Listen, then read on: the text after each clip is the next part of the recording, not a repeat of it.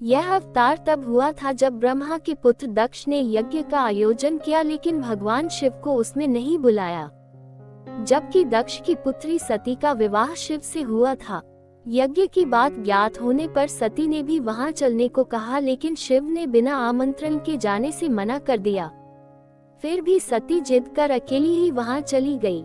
अपने पिता के घर जब उन्होंने शिव का और स्वयं का अपमान अनुभव किया तो उन्हें क्रोध भी हुआ और उन्होंने यज्ञवेदी में कूदकर अपनी देह त्याग दी। जब भगवान शिव को ये पता हुआ तो उन्होंने क्रोध में अपने सिर से एक जटा उखाड़ी और उसे रोषपूर्वक पर्वत के ऊपर पटक दिया। उस जटा के पूर्व भाग से महाभयंकर वीरभद्र प्रकट हुए। शास्त्रों में भी इसका उल्लेख है।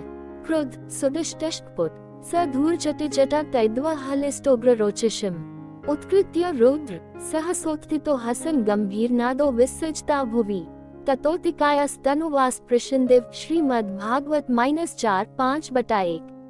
अर्थात सती के प्राण त्यागने से दुख ही भगवान शिव ने उग्र रूप धारण कर क्रोध में अपने होंठ चबाते हुए अपनी एक जटा उखाड़ ली, जो बिजली और आग की लपट के समान दीप्त हो रही थी। सहसा खड़े होकर उन्होंने गंभीर अट्टहास के साथ जटा को पृथ्वी पर पटक दिया। इसी से महाभयंकर वीरभद्र प्रकट हुए। भगवान शिव के वीरभद्र अवतार का हमारे जीवन में बहुत महत्व है।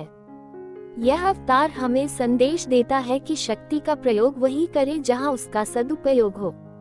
वीरों के दो वर्ग होते हैं, भद्र एवं अभद्र वीर। राम, अर्जुन और भीम वीर थे। रावण, दुर्योधन और कर्ण भी वीर थे, लेकिन पहला भद्र सभ्यक वीर वर्ग और दूसरा अभद्र असभ्यक वीर वर्ग है। सभ्य वीरों का काम होता है हमेशा धर्म के पथ पर चलना तथा नीच सहायों की सहायता करना। वहीं असभ्य वीर वर्ग सदैव अधर्म के मार्ग पर चलते हैं तथा नीच शक्तों को परेशान करते हैं। भद्र का अर्थ होता है कल्याणकारी।